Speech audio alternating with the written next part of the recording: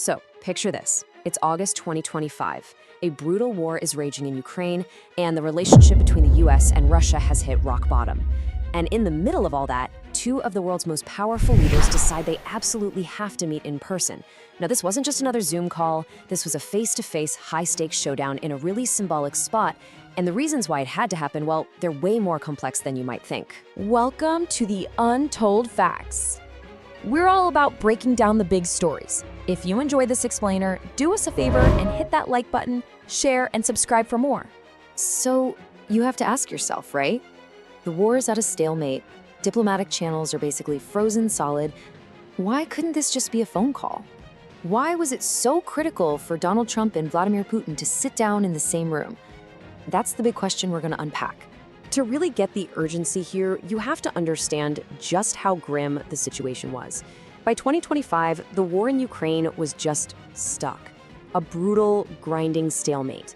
You know, all the usual diplomatic moves, the phone calls, sending envoys, making threats, none of it was working.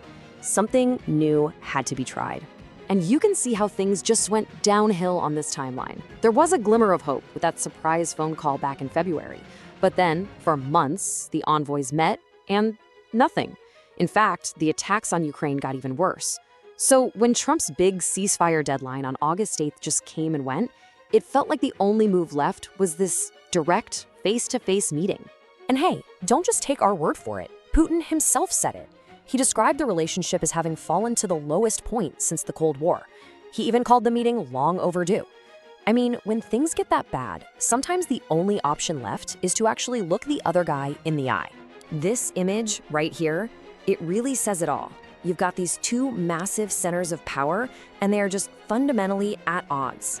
The connection was so broken that, a handshake on a screen or a message passed through some diplomat, it just wasn't going to cut it anymore. The situation was so serious, it demanded a physical presence. So let's be real. At its core, this whole meeting was a massive, high-stakes gamble. And it was all being driven by two leaders with very different and totally clashing personal agendas. For both of them, an in-person summit was this unique opportunity they just felt they couldn't afford to miss. And this is the crucial part. They walked into that room wanting completely different things. Trump, he needed a win, plain and simple. He'd promised his voters he'd end the war, and this was his shot to prove he's the ultimate deal-maker. Putin's goals, on the other hand, were way more strategic. He needed to break out of his diplomatic isolation, buy some time to delay more sanctions, and of course, try to poke holes in the alliance between the US and Europe. Trump's whole public mantra was crystal clear. He was there to get a result. This wasn't just for appearances. For his plan to work, he had to walk away with something that at least looked like progress, something he could sell as a big deal. But here's the flip side. A lot of analysts like Tanatan Japaridza here were saying that Putin had already won before his plane even touched down. Just think about it. Getting the President of the United States to meet you on US soil was a huge victory. It shattered his isolation, bought him a ton of time, and put him right back on the world stage as an equal player. But this is where it gets really interesting, because this meeting was about so much more than just two personalities, or even just the war in Ukraine. For the Trump administration, there was a much bigger game of geopolitical chess being played. And the real reason for talking to Russia actually had a whole lot to do with China.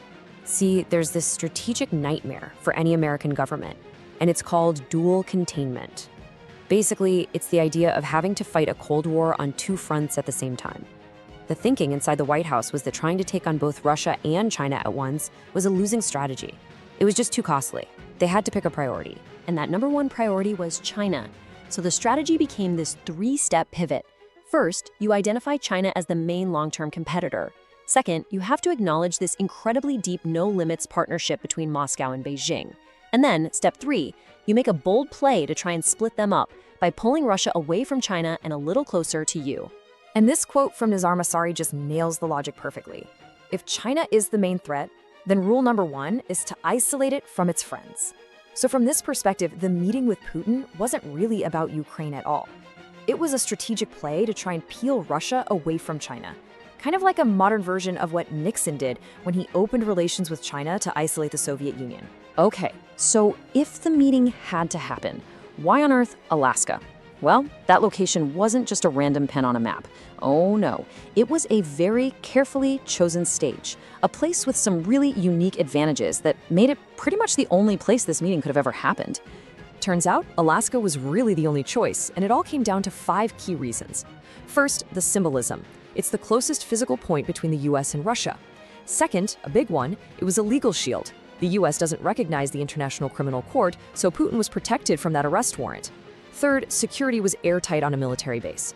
Fourth, it put a spotlight on their shared interests in the Arctic. And finally, you have the history. Alaska was once Russian, which is a nod to a time when relations were, well, a lot warmer.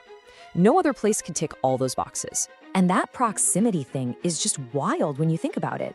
At the Bering Strait, these two giant countries are just 55 miles apart. I mean, that's shorter than a lot of people's daily commute. Holding the summit in Alaska was a powerful visual reminder of how closely linked these two rivals really are. So they met. The stage was set. The stakes couldn't have been higher. But what actually happened after that 3-hour talk? Well, the immediate result was really defined by what didn't happen. Trump's own summary was about as blunt as you can get.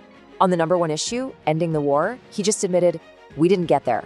No ceasefire, no grand bargain, no breakthrough to announce, nothing." And Putin's parting shot, which he delivered in English, was just as revealing.